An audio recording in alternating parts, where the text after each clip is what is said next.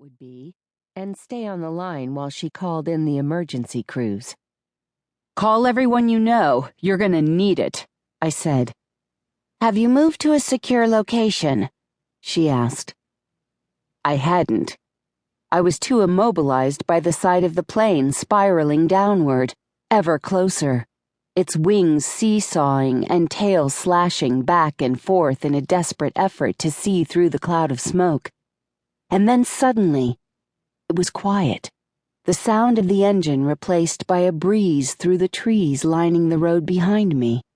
The silence snapped me out of my trance, and I ran toward my Volvo station wagon where it was parked by the side of the road. But before I could get there, I heard a steady whir as the engine caught hold again. The plane's nose lifted slightly as it regained purchase on the air and settled back into its banking descent. The voice of the police dispatcher barked out of my phone, still steadfast and composed, asking me to report on the state of affairs.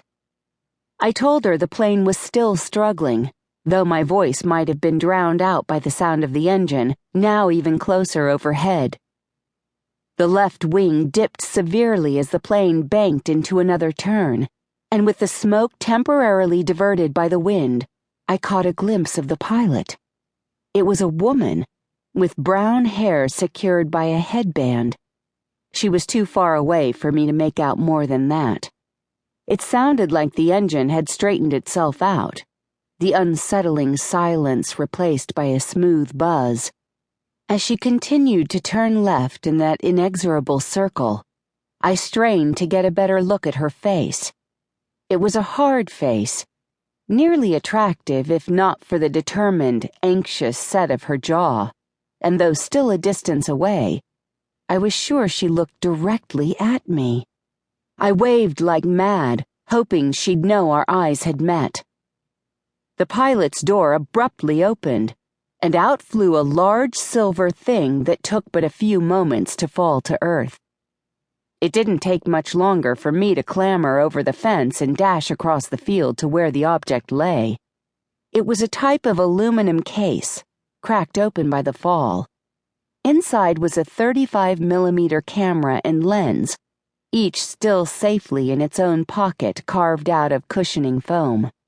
Some other debris, pens, lipstick, camera accessories, a local shopper's guide from Burlington, Vermont, and a few crumpled pieces of paper was strewn nearby. I stuffed what I could back in the case, then slammed it shut. The police dispatcher asked for another briefing. She was still calm, but slightly more insistent, her voice loud enough to hear out of the phone that I'd stuck in my pocket. "Be right with you," I yelled, though she likely didn't hear me. The sound of the plane, which I'd almost lost track of, suddenly got a lot louder. I looked up and saw it coming straight down upon me, rotating in a slow downward spiral, what had been smoke now a roar of flames flowing from the engine, any semblance of control entirely lost. "Please describe the current situation," yelled the dispatcher, patience and composure running out. I would have answered, but I was too busy running like hell with the aluminum case under my arm. The grassy field was a lot lumpier underfoot than it looked from the road, but that did little to slow me down until my toe caught some treacherous little tangle of vegetation and I pitched headlong to the ground. Aided by forward momentum, I almost scrambled back on my feet, but I lost my balance and ended up on my butt instead. There was nothing left to do but watch. I held my face in my hands and moaned, "Oh, God," softly to myself, as the plane drove directly into the bright green grass, where it exploded into a beautiful orange ball, topped by blossoms of black smoke boiling up into the sky, as if a fountain from hell had erupted into the hopeful promise of spring. A wall of red-hot air punched me in the chest. The grass between me and the destroyed plane began to burst into flame. Still holding the camera case and furiously sucking gulps of